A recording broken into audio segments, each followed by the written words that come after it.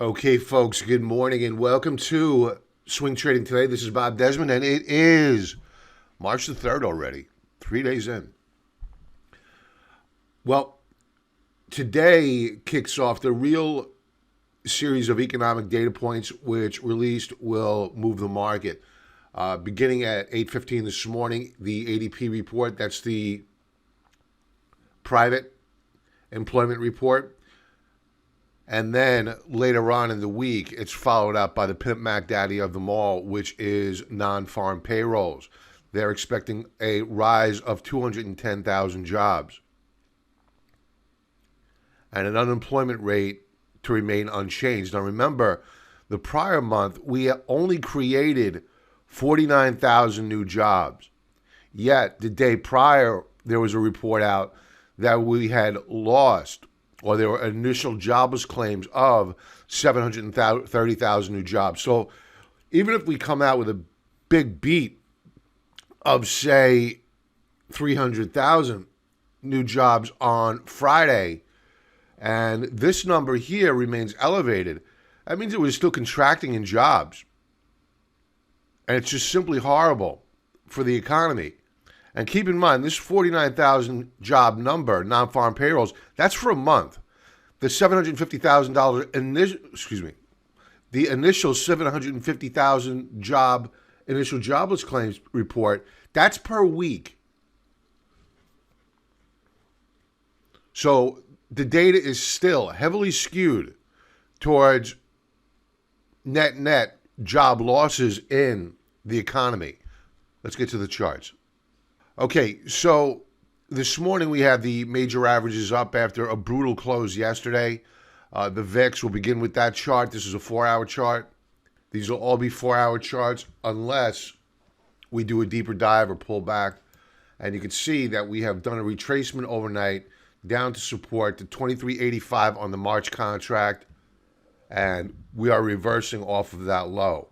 Now, moving on to equities, we'll go to the Russell 2000, which took it on the chin yesterday, yet it is up over 1%, nearly 1.25% on the morning today. The question is, does this fade?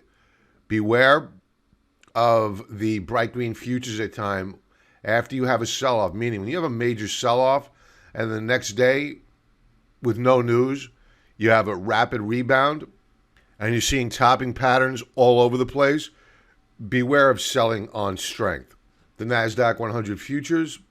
Now, we were in an uptrend channel, but I kept saying this is a dead cat bounce. Sure enough, we broke. Dead cat bounce broken.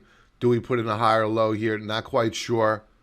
We are up about 0.75 of a percentage point on the morning. Moving on to the S&P 500, up spot 0.62%, off the session highs a little bit, but still a healthy morning bounce.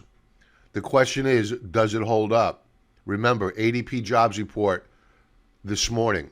Now, what's causing the strength this morning?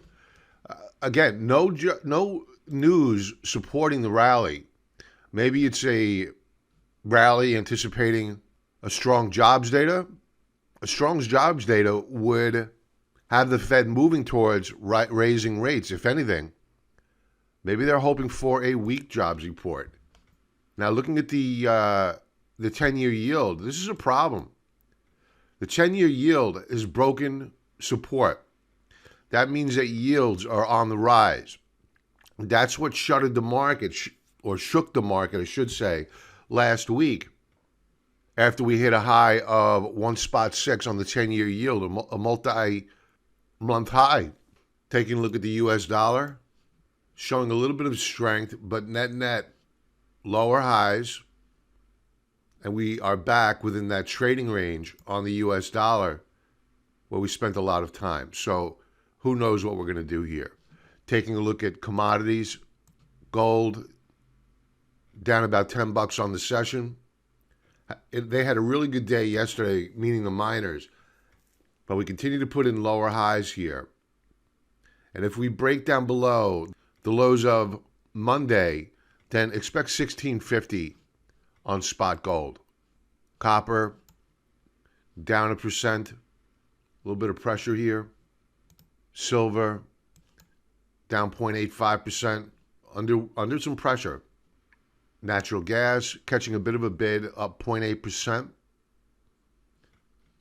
We have recaptured a support level. The question now is, do we hold it? Light sweet crude bouncing after a pretty rough day yesterday, but we do have a new 4-hour downtrend, lower highs and lower lows. So I suspect that we may get a fade here on crude prices. To agriculture, soybeans, flat on the session. Not much activity over the past several days. Corn futures, pretty much the same. If anything, I could argue that we are seeing a bit of a rounding top on corn. Wheat, same thing holds true here. Possible double top, but we don't have a break to a lower low yet. So let's just chalk it up to consolidation. Turning now to stock chart requests, we're going to begin with Apple monthly chart. And you can see that Apple's pretty much stalled out here. We have put in lower highs and lower lows over the past couple of months. We have not yet, in the month of March, put in a lower low. We're struggling to recapture 126.50 per share. Thus far, we've been rejected.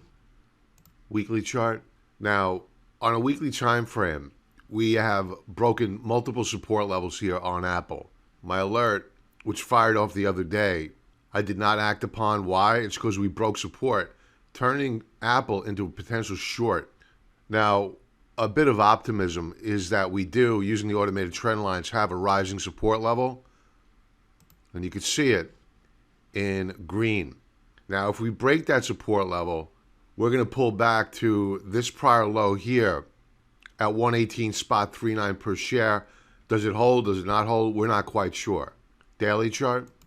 Now, the daily chart yesterday showed a bearish reversal bar. We broke back down below support after recapturing it on Monday. So that's a breakout point failure or a bull trap, whatever you want to call it. It did not hold. That's not good. And the path of least resistance remains down for Apple. So I would avoid to the long side. That symbol was for Wayne. The next member's chart request is Draftkings. This is for fellow member Jonathan. And monthly chart, beautiful, beautiful breakout here. We broke out above resistance, despite the fact that consumer discretionary names are catching it on the chin. Draftkings is bucking the trend. Weekly chart, again, a beautiful breakout out of this consolidation range. Volume, I mean, we've only had 2 trading days in the week thus far, and volume relative to last week's fairly high volume is looking pretty good. So this is a breakout on volume. Daily chart. There's your breakout volume. Very nice. So this is a very strong chart. I think it's probably going to move up higher. The only caveat I'll point out is that we are leaning into the 3rd standard deviation Bollinger Band. All we need to do is trade sideways for a day, and then it could just lift off from there, alleviating that quote-unquote overbought condition. The next chart up is PayPal. This is one of my wish list stocks. The only issue is that it's nowhere near where I want to buy it at. So a great stock, but it is showing signs of topping action. We saw a big wick, shadow, candlestick, topping tail. Call it a cupcake. It doesn't matter. Thus far this month, very close to a doji star formation, a sign of indecision. But, I mean, we don't have enough data for the month of March to really draw any conclusions here. The only thing that we could do thus far this month is say, did we put in a new high, a new low? Neither yet. Inside month. Weekly chart. So far on the week, it's an inside week. You have a bunch of rising moving averages, which may act as a floor in the coming week or so. Daily chart.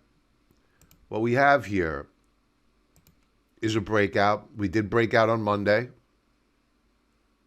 And by the way, folks, these charts are brought to you by TrendSpider, Automated Technical Analysis. Please use the discount code below, 35% off, to get Automated Technical Analysis. Automate your grunt work and improve your accuracy while speeding up your analysis at the same time.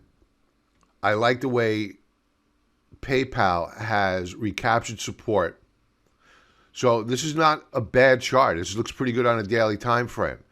Inside week on a weekly time frame and a monthly time frame. So we may be, at least in the short term, finding equilibrium here, finding support. Look for a consolidation, perhaps even a breakout to new higher highs. Just watch out for the economic data coming out today and, frankly, through the rest of the week. And with that, folks, everybody have a profitable trading day, and I'll talk to you soon.